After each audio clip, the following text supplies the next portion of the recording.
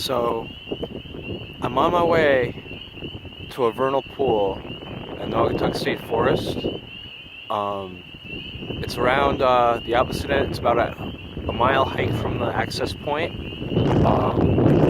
around to the other side of Reservoir One. With the moonlight, I haven't even needed to use my flashlight yet. But I'm gonna turn around now so you can see the Reservoir One.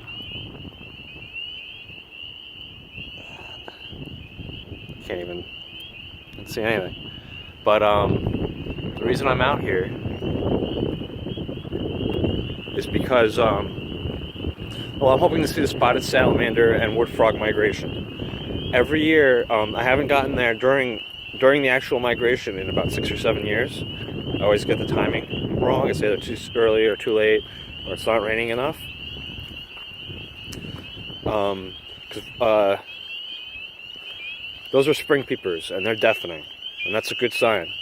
A bad sign is it hasn't rained in several hours. It's a bit cold and windy. But there's one night a year, the first heavy rain towards late March or early April, where the temperature is above a certain point. I think it's somewhere between 50 and 60 degrees. I don't know exactly.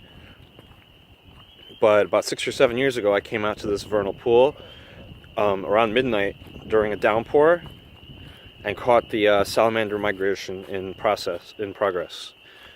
What happens is spotted salamanders are mole salamanders, the most common mole salamander in Connecticut, but they spend most of the year, they're fossorial. They spend most of the year underground, 1 to 2 feet underground.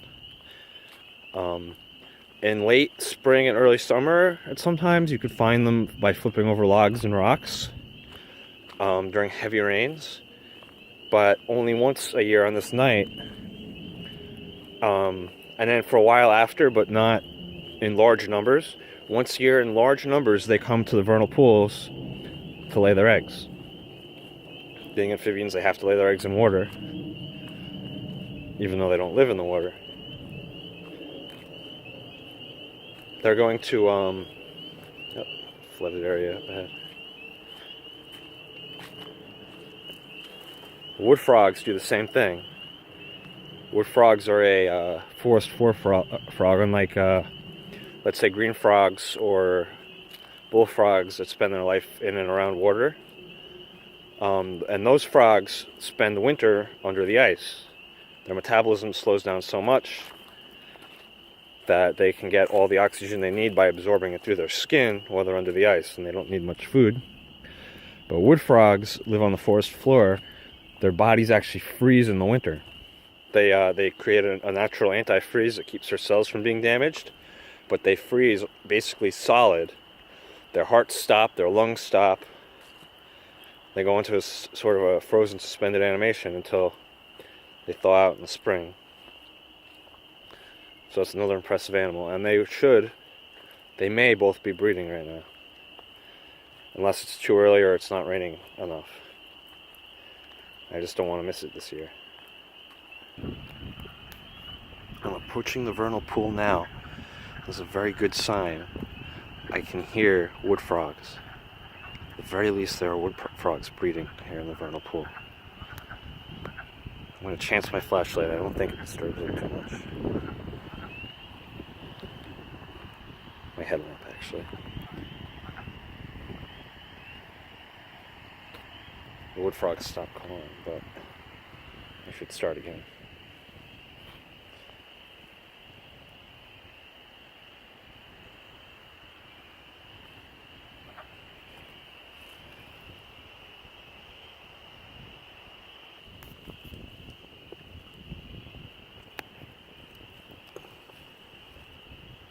So I haven't spotted any spotted salamanders yet, but there's multiple wood frogs.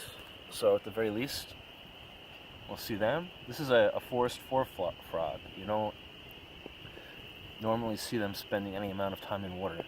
The only reason they're here in the water is to lay eggs. It's to mate, of course, and lay eggs. That's what they're calling. They have a very loud call. I saw one other one swimming out that way, but it's kind of drifting. Can't see him from here.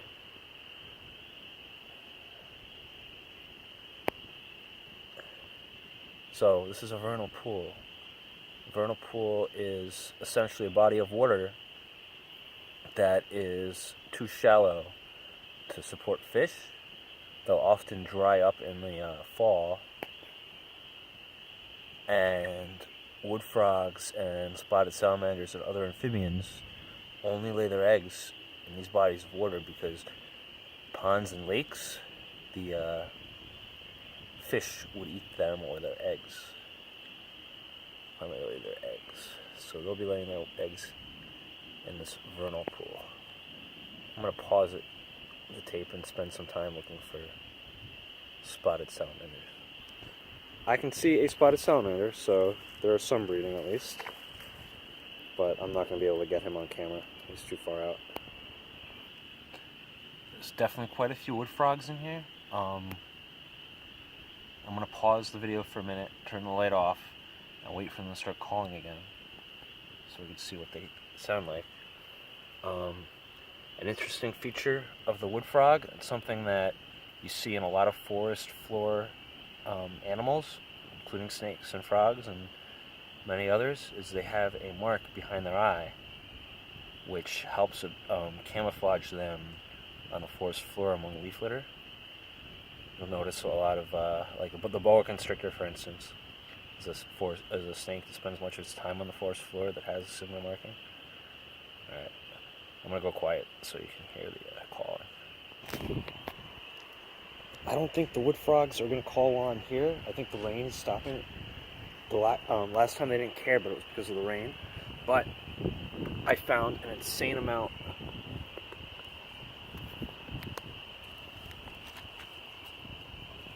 of spotted salamanders congregated in one place. I didn't think I was going to see any because it hasn't rained in so long. There's dozens of them here. Probably 9 or 10 of them. This is insane.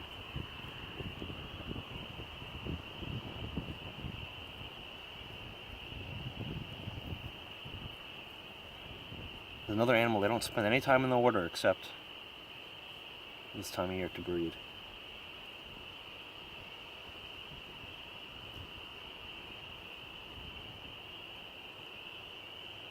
Hey, buddy.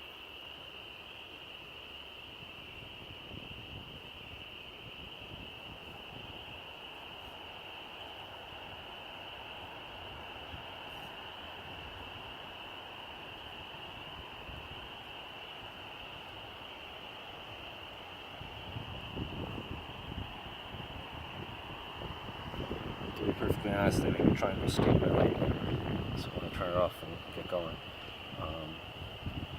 I also don't think I'm going to be able to hear their calls of the wood frogs because of my presence here. The last time I was here, it was during a downpour, and the downpour was so deafening that the frogs probably didn't notice I was here, and that's why they kept on calling.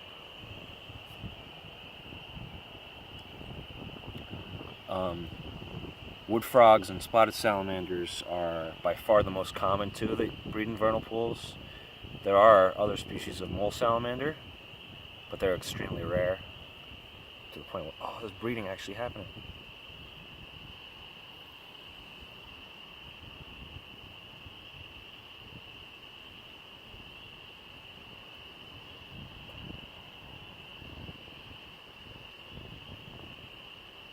I can't go. Okay, let's check this out.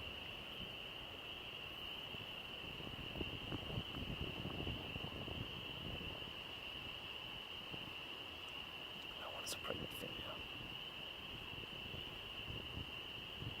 I think.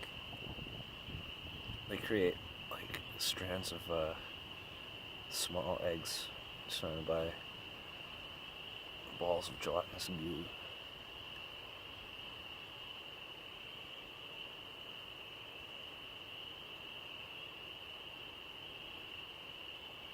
Guess they don't care I'm here after all.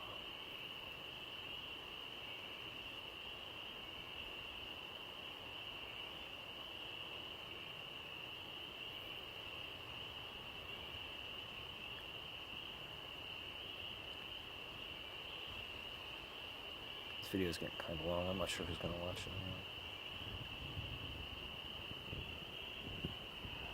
Any others around? Oh, just this huge mass.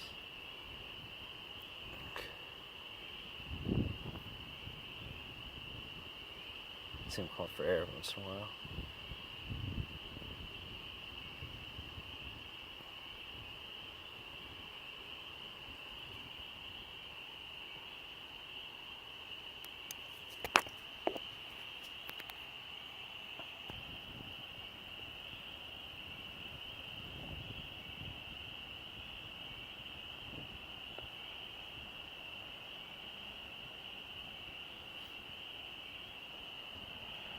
There's another one.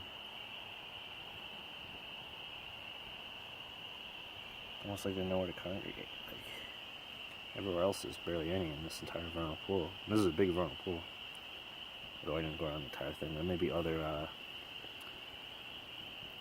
areas of activity. I could totally tell this one's got to be pregnant because towards the end of her tail it's very wide.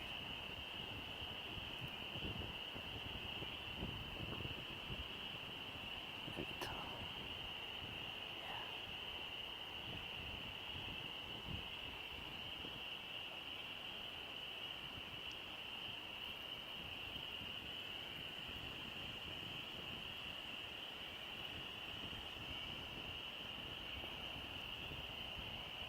They're definitely the largest salamander in Connecticut. There are 4 species of mole salamander. Spotted obviously is the most common.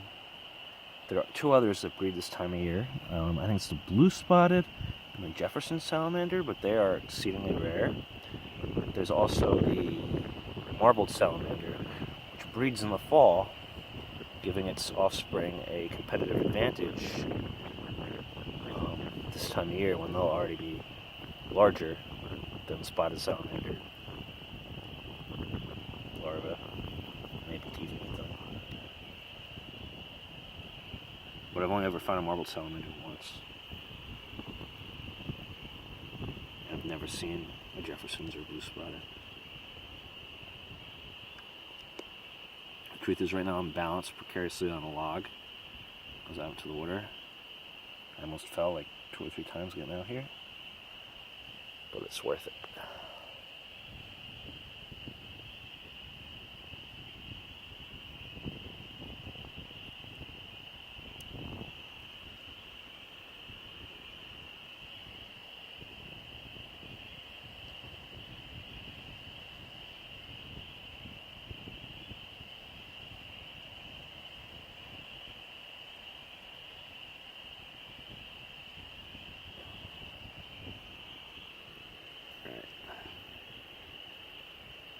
Just lay it out of their eyes and get off this freaking log before I fall in. If I hear wood frogs calling again, I'll turn the camera back on, otherwise this is it.